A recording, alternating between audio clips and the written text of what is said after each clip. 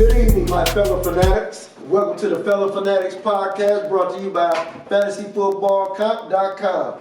I'm here with your brother Alco, Flipside, Revelation, and yours truly, No Mercy. We're here to talk about the Week 2 injuries to the quarterbacks. I want to lead it off with Revelation. What's your take on this situation with Drew Brees being out for at least 6 weeks? Well, I'm not going to sell right away, but this was the panic button. My hand is over the panic button. I'm giving them 2 weeks.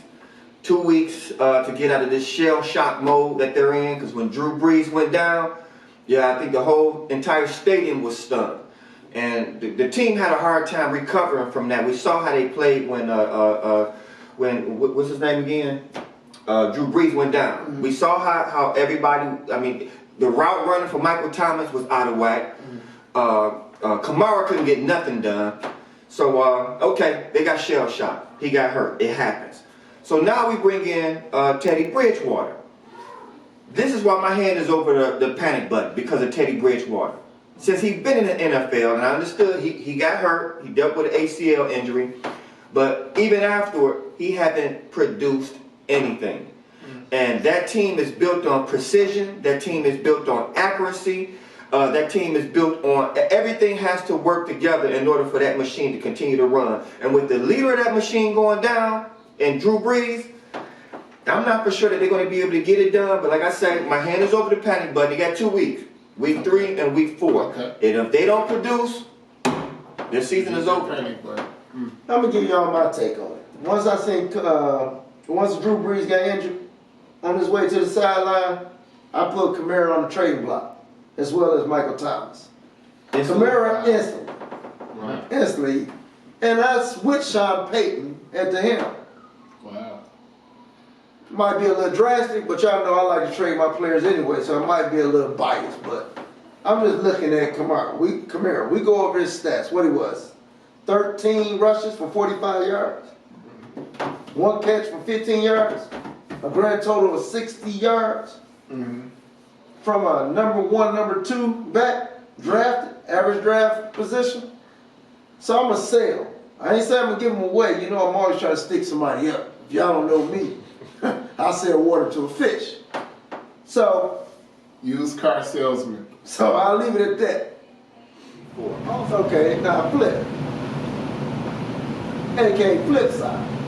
You seen the flip side of what happens when you play a game without Drew Brees. What was your take post-injury of Alvin Kamara? Just Alvin Kamara. We'll leave Michael Thomas out of this, because everybody know Teddy Bridgewater can't throw right now. But the effect it had on that running game, Alvin Kamara didn't look like a top 10 running back. But you know what? I will move this panic button away from Revelation. That's what I'm going to do right now. Revelation has always been quick-handed, and I'm glad he's not the president, because we'd be in nuclear war right now, because he hit the button. I already got countries I'm arguing. Go ahead. No, we don't want to know that right now. We don't want to go to war, because we got too many viewers right now, and they might be from a different country. Exactly. But Alcona, I understand how you saying you nervous. Everybody's nervous. But you know what? I'm looking at Teddy Bridgewater. If he was, before he got injured, this dude was projected to take the Vikings deep into the playoffs. Projection.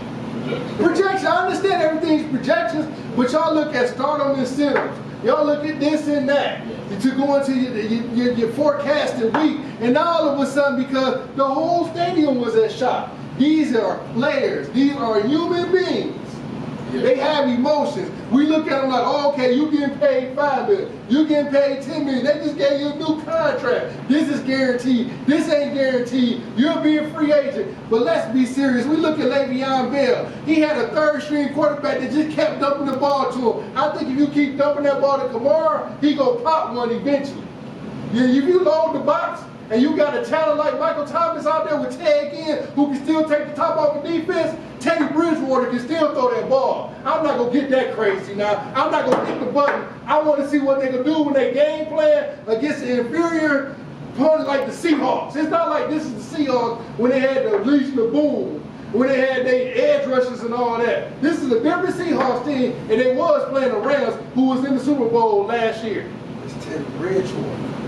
I understand what you're saying. What has he done so far? He ain't had a chance to do anything. How long Let's has see he what been he's in the doing NFL? now. Before I hit this button I took from you right here, I was leaving it away from you because I see you ready to hit it. You only got 2 You ready to weeks. hit it right now. You only got 2 weeks. My hand is but over. you know what? It's Yo, over. I understand your hand is over it, but I'm still gonna give Kamara, I'm still gonna give Michael Thomas. How much they give Michael Thomas?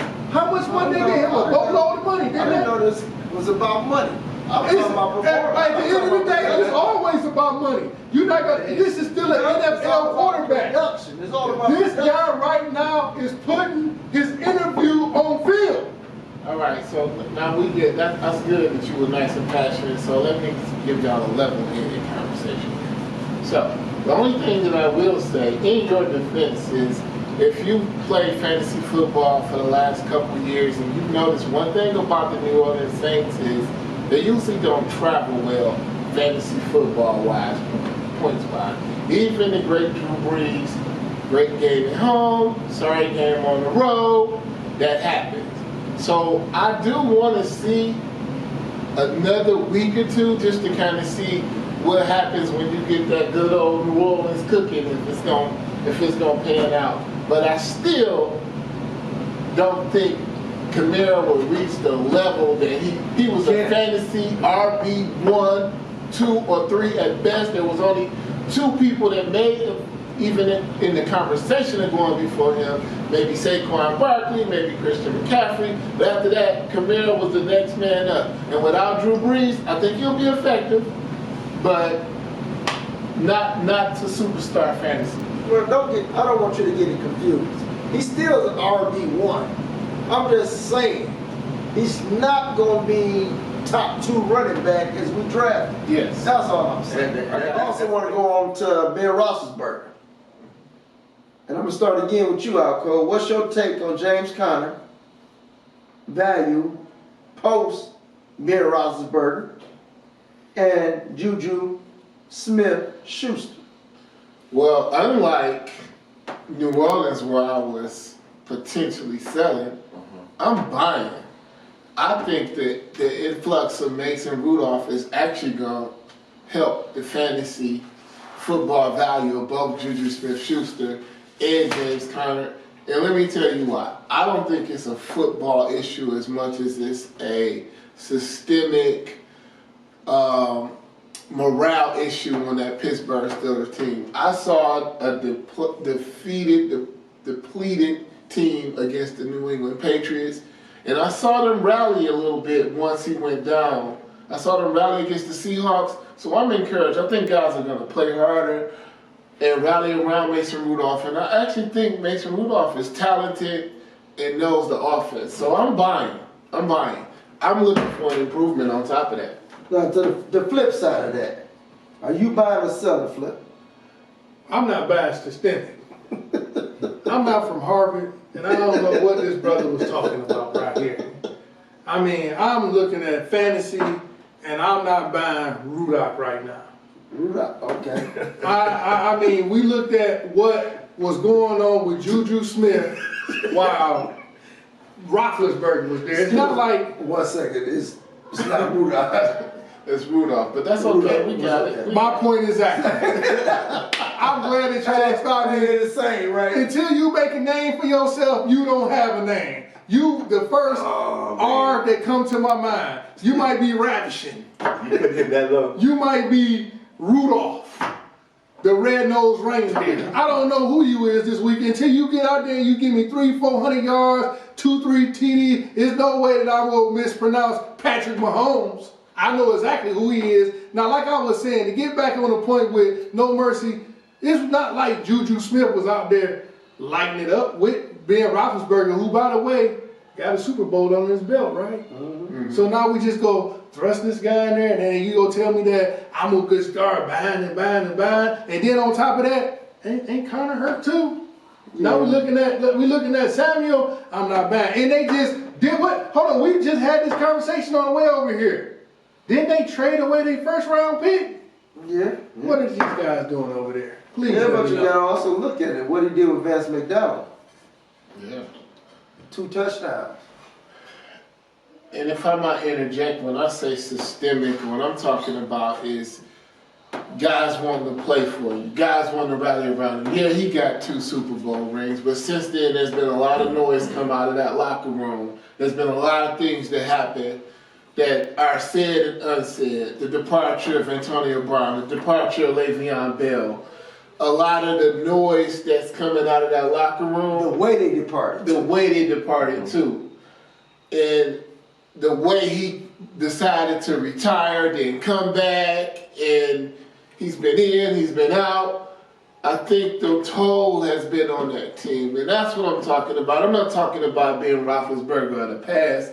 I'm talking about me watching a team lay down against the New England Patriots, and in the beginning of the Seahawks game, they didn't play inspired, and I saw a little bit of that inspiration once Rudolph came in. So that was my point. Yeah, I agree with you. Let me give it to Revelation. Yeah, I agree with you. The Pittsburgh Steelers and the New Orleans Saints, those are 2 different beasts right there. Yes.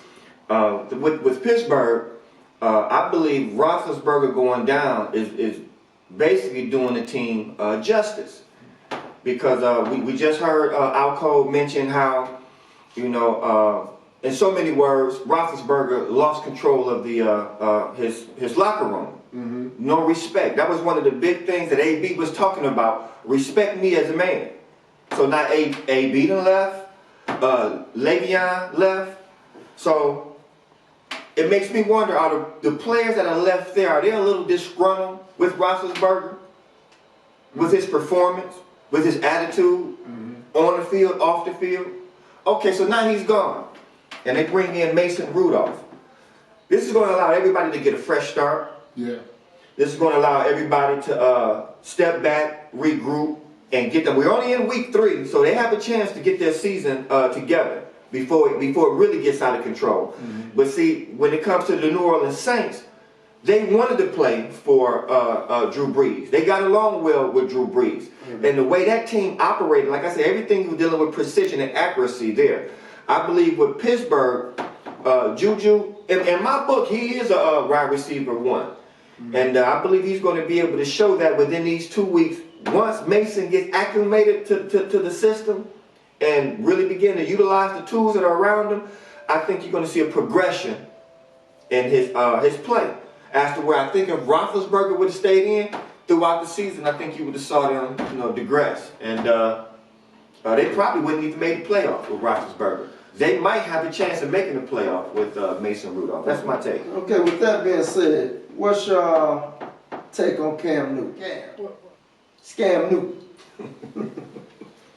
What do y'all take on run CMC and value? I really can't speak on the wide receivers, because to me they underachievers. But I want to get your take. Go back to you, Flipside, since you like talking. You know what I mean? Thank you. Let you get another go. Let's bring the Cam Newton here. 25 for 51, 333 yards, no touchdowns, no interceptions. Okay. McCaffrey, 16 rushes and 37 yards. Okay. McCaffrey, 2 catches, 16 yards. Right. But this foot injury that seemed to be bothersome that occurred in the preseason? Yeah. I believe it was the 3rd game, and they had the first half, yeah. How did this affect run CMC? Well, I heard you calling out them stats. Mm-hmm. And it's interesting that you said no interceptions. Well, I left some out. Them stats, you got to put them with the Tampa Bay Buccaneers defense. Regardless, they put them with the Tampa Bay Bucks defense or you put them with the Renaissance Warriors. Mm-hmm. It's hard to intercept the ball on the defensive end if the quarterback is overthrowing everybody by 10 yards. I seen wide open men time after time was overthrown. All right. They did not utilize, I'm not sure they wasn't trying to overutilize Christian McCaffrey in the first game, and then in the second game they noticed that and didn't utilize him as much. But I didn't see win the game. You did win the game, but they wasn't utilizing them. I agree with you, but you remember that statement Cam made that the coach must have run CMC on his fantasy football team. Well, Cam is not he hasn't used the best judgment up at the podium on a number. No, I'm looking at how that affects. And imagine if you was run CMC and that your leader said that about you, your on the field general, and then they go away from you the second game. So we got kind of like a Ben Roethlisberger situation going on over in Carolina, but it's kind of being underplayed. Obviously, Howard remember what he did in the Super Bowl. He acted like a big baby. Y'all remember that? Yeah. So to me, this showing once a duck show you is a duck is a duck. Quack, quack. I feel like we might be making too much on this. Cam has always been, like you said, an awkward guy. And Please always pronounce talk his name stuff. properly. Cam Newton. You say Scam Newton. Please. I don't think. I think he's Dude. a fantastic football player. I drafted him because of you. And Hold that's on, right. y'all having And nightmares. I've had wins because of him. Me too. We But- won championships. But let me tell you about his value to McCaffrey run CMC. A lot of times we focus on the pass, but if you look at it, Carolina run a lot of read option. Mm-hmm. The threat of Cam Newton running that ball is almost as big as the threat of Christian McCaffrey. And a lot of times when he look and he fake the handoff, he reads and see where they're going, and then they gets that ball to McCaffrey to produce. Absent that threat of Cam Newton running, I think it's going to be tougher on Christian McCaffrey. Not so much we look at the passing aspect, but Cam Newton is an extra running back there as well. Well, you show love your running backs. Yeah. That's why you had me draft that son of a gun. Yeah, Cam You need a Newton. glorified fourth running back. Cam Newton wasn't bad last year, fantasy football-wise. No, he was getting goal line touches, man. I don't think he's getting as many. He was a touchdown vulture, and then if he healthy, he'll be that again. I don't think he's but healthy. he also provided offense for McCaffrey. That threat is real. That's what makes him a viable threat, because they don't know if he's gonna keep it or not. So Man, that's then huge. McCaffrey catch 100 balls. He did. Oh, okay. I don't think that I had don't think his anything head to in do. the game at all. I don't think his head in the game. That's what I'm getting at. I don't think Scam Newton's head is in the game. It's not. I don't Revelation. think he's ever been in the game. Yeah, it was at one time. But I want to give Revelation his chance to, embark on this journey of telling them how it is or revealing some facts about Scam Newton. Okay. Well, we're only in week 3, so I don't have a lot of take on Cam Newton.